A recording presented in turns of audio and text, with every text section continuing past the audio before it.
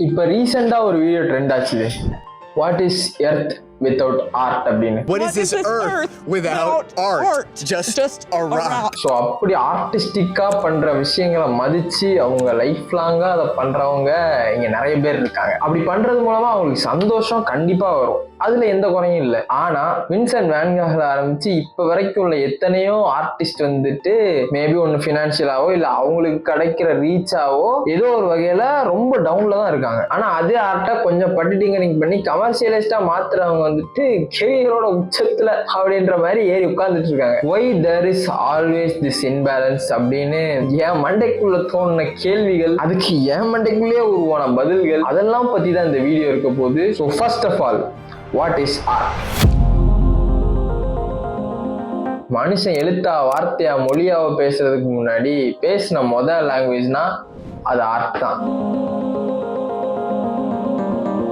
குகையில வரைஞ்ச கல்வெட்டு மூலமா பேச ஆரம்பிச்சதுல இருந்து டிராயிங், பாட்டு, சினிமா, இப்ப யூடியூப்னு இதெல்லாம் தாண்டி நம்ம டே டு டே லைஃப்ல பாக்குற எல்லா விஷயத்திலயுமே ஆர்ட் ஏதோ ஒரு வகையில் இருந்துட்டு தான் இருக்குது. ஸோ பேசிக்கா இது எல்லாமே ஒரு form of expression or communication தான். அன்னைக்கு வந்து நான் இப்படி ஒரு மிருகத்தை பார்த்தேன், வேட்டையாடினேன்றத கல்வெட்டுல வரைஞ்சி சொல்லிட்டு போயிருக்கிறான். இன்னைக்கு யூடியூப்ல நான் இங்க போனேன், இவங்களை பார்த்தேன், இது பிடிச்சது பிடிக்கலன்னு உட்காந்து பேசிட்டு இருக்கிறோம். ஆனா இப்படி பண்ற எக்ஸ்பிரஷன்ல ஒவ்வொருத்தருக்கும் ஒரு ஸ்டைல் வச்சு பண்றோம். சில பேர் ஒரு விஷயத்த ஃபன்னியா சொல்லுவாங்க, சில பேர் ஒரு விஷயத்த எமோஷனலா சொல்லுவாங்க. And not only in video formats. இப்ப பாட்டுனா சில பேர் ரொம்ப ஃபாஸ்டா பாடி அவங்க சொல்ல நினைக்கிறத சொல்லுவாங்க, சில பேர் ரொம்ப ஸ்லோவா டைம் எடுத்து அவங்க சொல்ல நினைக்கிற விஷயத்த பாட்டுல சொல்லுவாங்க. ஃபில்ம் மேக்கர்ஸா பார்த்தா கூட அக்ரெசிவான ஸ்டோரி சொல்றவங்க, லைட் ஆர்டரான கதை சொல்றவங்க, இப்படி எல்லாரும் அவங்க பண்ற ஆர்ட் ஃபார்ம்ல அவங்களுக்குன்னு ஒரு செட் ஆஃப் ஸ்டைல் வச்சிருக்காங்க. இப்படி various styles and various art forms இருக்கிறப்போ அதை கன்சியூம் பண்றவங்களுக்குமே அதே ஸ்டைலோ இல்ல அதே டேஸ்டோ பிடிக்கணும்னு எந்த அவசியமுமே இல்லை. Because basically art is subjective. ஒருத்தருக்கு ரொம்ப பிடிச்ச நல்ல விஷயம், சூப்பர் ஆர்ட்னு நினைக்கிற விஷயம் இன்னொருத்தருக்கு என்னடா இது செலவு அப்படின்ற மாதிரி தான் இருக்கும். இப்படி ஒரு பிரச்சனை இருக்கிற பட்சத்தில் அது ஜாஸ்தி நம்பர் ஆஃப் மக்கள்கிட்ட போய் ரீச் ஆகும் அப்படின்றத சொல்ல முடியாது. இப்போ இந்த ஜாஸ்தி நம்பர் ஆஃப் மக்கள்கிட்ட கொண்டு போய் சேர்க்கிற பிரச்சனையை தீக்கிற மேட்ரு தான் adding commercial element. Commercial elements in the sense நிறைய நம்பர் ஆஃப் ஆடியன்ஸுக்கு பிடிச்ச ஒரு விஷயங்களை ஆடியன்ஸுக்கு பிடிச்ச ஸ்டைல்ல ஆடியன்ஸுக்கு ப்ரிஃபர் பண்ற மாதிரி டேஸ்ட்ல அவங்களுக்கு பிடிச்ச விஷயங்கள்லாம் ஆட் பண்ணி ஒரு ஆர்ட்டை மக்கள்கிட்ட கொண்டு போய் சேர்த்தா அந்த ஆர்ட் செல்லபிள் ஆகிடுது.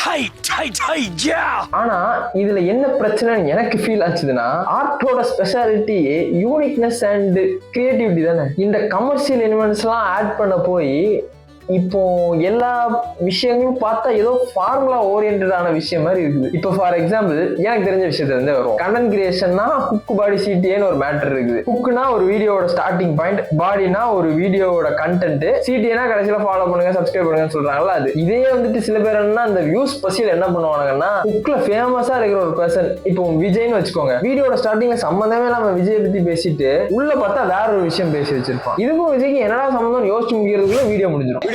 அண்ட் பாட்டும் படமே பார்த்தா ஒரு மாதிரி இன்ஸ்டாகிராமிக் மூமெண்ட்ஸுக்கு ஏற்ற மாதிரி தான் இப்போ அதையும் விட்டுக்கிட்டு இருக்காங்க. நிறைய Instagram brain rot style editing, meme reference, படத்துக்கும் அதுக்கும் சம்பந்தமே இருக்காது. ஆனா படத்துல இருக்க கதையை விட அந்த மீம் ரெஃபரன்ஸ் தான் ஜாஸ்தியா இருக்கும். பட் அந்த ஒரு பிட்டை மட்டும் இன்ஸ்டால வைரல் ஆக்கி விட்டு இது நல்ல படம் இல்ல நல்ல பாட்டுன்னு சொல்லிட்டு நம்மளே நம்ப வச்சிருவாங்க. இப்ப பிரச்சனைனா இப்படி வர்ற விஷயங்கள் மட்டும்தான் ஓடுது, இந்த மாதிரி விஷயங்கள் மட்டும்தான் காசு பார்க்குது. ஆட்டோமேட்டிக்கா இந்த மாதிரி வர்ற விஷயங்கள் மட்டும் தான் சரின்னு அப்படியே ஆயிட்டு இருக்குதோன்னு இருக்குது. இப்படி இந்த கமர்ஷியல் அஸ்பெக்ட்ஸ் எல்லாம் தேவையில்லை. நான் சொல்லணும்னு நினைக்கிற விஷயத்த நான் சொல்லணும்னு நினைக்கிற ஸ்டைல்ல என்னோட இம்பர்ஃபெக்ஷன்ஸோடய சொன்னா எனக்கு போதும். அட்டென்ஷன் புல்லிங் திங்ஸ் எல்லாம் சும்மா மீனிங்லெஸ்ஸா யூஸ் பண்ணாம நான் என்னோட ஆர்ட் ஃபார்ம் பண்ணணும்னு ஆசைப்படுறவங்க நோட்டீஸ் பண்ணப்படாமே போயிட்டு இருக்காங்களோ அப்படின்னு இருந்துச்சு. இவ்வளோ என்கிட்டே கமெண்ட்ல ஒருத்தர் சொல்லியிருக்காங்க, ட்ரெண்ட்ல இருக்கிற விஷயங்களை பத்தி பேசுங்க ப்ரோ, வியூஸ் போகும் அப்படின்னு. நல்ல விதத்தெல்லாம் சொல்லியிருக்காரு. பட் ஸ்டில் அப்படி ட்ரெண்டான விஷயங்களை பத்தி மில்க் பண்ணி அப்படிதான் ஒரு வீடியோ ஓட வைக்க முடியுமா அப்படின்னு இருந்துச்சு. இங்க பாக்குற கன்சியூம் பண்ற ஆடியன்ஸ் யாருமே இது நல்ல கண்டா கெட்ட கண்டான்னு யோசிக்கிறதே இல்லை. ஏதோ ஒரு வியூ புல்லிங் ஃபேக்டர் மட்டும் இருந்தா அதை ஈஸியா செல் பண்ணிடலாமா அப்படின்ற மாதிரியான கேள்விதான் எனக்கு தோணுச்சு. இந்த ட்ரெண்டிங்கான விஷயத்தை ஆட் பண்ணி பேசுறத பேக்கேஜிங் ஈஸியா சொல்லிடலாம். ஆனா அது கண்டென்ட்டுக்கு எந்த வேல்யூமே ஆட் பண்ணாதுன்ற பட்சத்துல அதுல எந்த ஒரு ஜெனியூனிட்டியுமே இல்லையே. அதுக்கு நீ வந்துட்டு கமர்ஷியலையே வெறுக்கிறான், கமர்ஷியலுக்கு எந்த ஆர்ட் ஃபார்மே உனக்கு பிடிக்காது போல அப்படிலாம் கிடையாது. அதெல்லாம் நல்ல தியேட்டருக்கு போய் கத்தி கூச்சல் போட்டு பார்க்கக்கூடிய ஆள் தான், கமர்ஷியல் பாட்டுகளையும் கேட்டு ரசிக்கக்கூடிய ஆள் தான். ஏன்னா எண்ட் ஆஃப் த டே அதுவுமே எனக்குள்ள ஒரு எமோஷனை தான் ட்ரிகர் பண்ணுது. அதுலயுமே எஃபர்ட் போட்டிருப்பாங்க, அதுலயுமே நிறைய மனுஷங்க வேலை பார்த்திருப்பாங்க. பட் ஸ்டில் அந்த எக்ஸ்டென்ட்ல சில பல கலர் பொடியெல்லாம் தூவி கிரியேட் பண்ணப்படுற ஆர்ட் ஃபார்முக்கு கிடைக்கிற ரெஸ்பான்ஸ் இந்த எக்ஸ்டென்ட்ல ராவா இருக்கிற ஆர்ட் ஃபார்முக்கும் ஆர்டிஸ்டுக்கும் கிடைச்சா, அந்த பெட்டர் ரீச் கிடைச்சா இன்னும் நல்லா இருக்கும்னு தோணுச்சு. பிகாஸ் எந்த ஒரு விஷயத்துல ரிட்டர்ன்ஸ் இருக்கும்னு தெரியுதோ அந்த விஷயத்துல தான் ஃபோக்கஸ் பண்ணி அடுத்த வரவங்க வருவாங்க. ரொம்ப கமர்ஷியலைஸ்டான ஆர்ட் ஃபார்ம் மட்டும்தான் ஓடும். இந்த மாதிரி ஆர்ட் கிரியேட் பண்ணா இப்படி ப்ரோக்கா தான் இருக்கணும் அப்படின்ற மாதிரி எக்ஸாம்பிள் செட் ஆயிருச்சுன்னா இந்த டைப் ஆஃப் ஆர்ட் மேக் பண்ண ஆளே இருக்க மாட்டாங்க. அண்ட் இப்ப பேசின விஷயங்கள்லாம் வந்துட்டு என்னோட பாயிண்ட் ஆஃப் வியூல இருந்து மட்டும் தான் நான் பேசியிருக்கேன். இது வந்துட்டு சரி தப்பு அப்படிலாம் எதுவுமே நான் சொல்லல. இந்த வீடியோ மூலமா ஒரு டிஸ்கஷன் கிரியேட் ஆச்சுன்னா நல்லா இருக்கும்னு ஆசைப்படுறேன். ஸோ வீடியோ பிடிச்சிருந்தா 10க்கு எவ்வளோன்னு கமெண்ட் லைக் அதெல்லாம் பண்ணுங்க. இதுவுமே எனக்கெல்லாம் கேட்க பிடிக்கலதான், என்ன பண்றது? இப்படி கேட்டாதான் லைக் போடுவீங்க, அப்பதான் அல்காரிதம் அடுத்தவட்ட புஷ் பண்ணும். இப்படி வீடியோ போட்டாலும் ஓடுண்டா அப்படின்னு என்னால சொல்ல வைக்க முடியும். ஸோ இவ்வளவு நேரம் பேசினேன் இல்லையா லிஸ்ட் போட்டு, அதுல இந்த பிரச்சனையை ஆட் பண்ணிக்கோங்க.